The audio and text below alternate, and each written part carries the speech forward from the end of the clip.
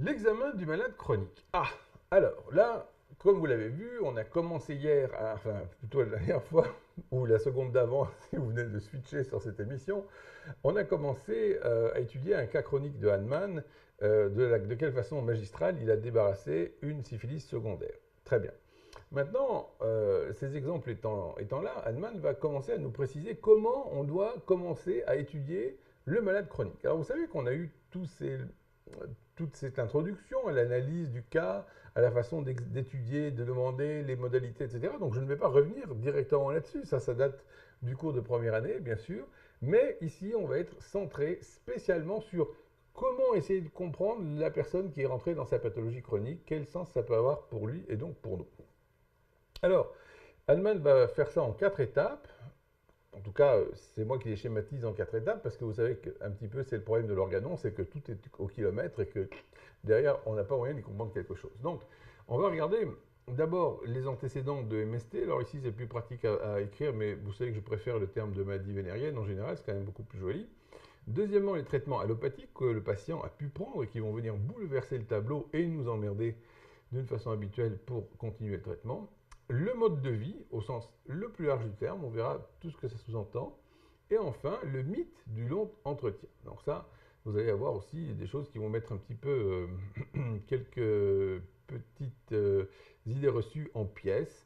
C'est le but du cours, c'est vous rapprocher d'Hahnemann et le plus possible de faire péter vos préjugés et nos grilles de lecture qui sont toujours forcément étriquées, qui ne correspondent pas à la réalité.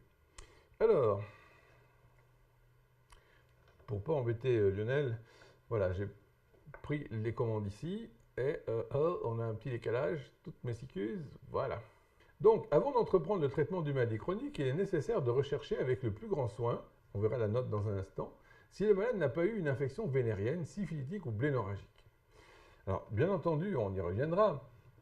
À mon avis, vous allez être un petit peu bizarrement vu par votre patient si, à la première seconde de votre entretien, vous dites alors, vous avez une bléno, est-ce que vous avez aussi une chaude pisse? Bien sûr, ça va pas le faire.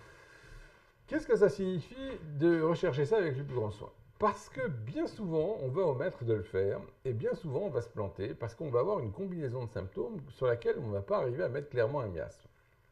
Ici encore, Hahnemann nous parle depuis 1843.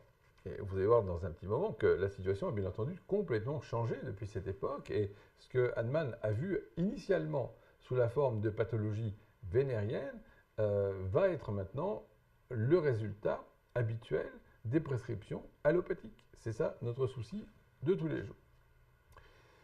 Dans ce cas, donc dans le cas de maladie vénérienne, le traitement devra être dirigé contre celle-ci exclusivement lorsque seuls les signes de syphilis, ou plus rarement de la maladie condylomateuse, c'est-à-dire de psychose, sont présents, mais cette infection se rencontre rarement seule à notre époque. J'ose pas vous dire, à la nôtre maintenant, vous allez rigoler.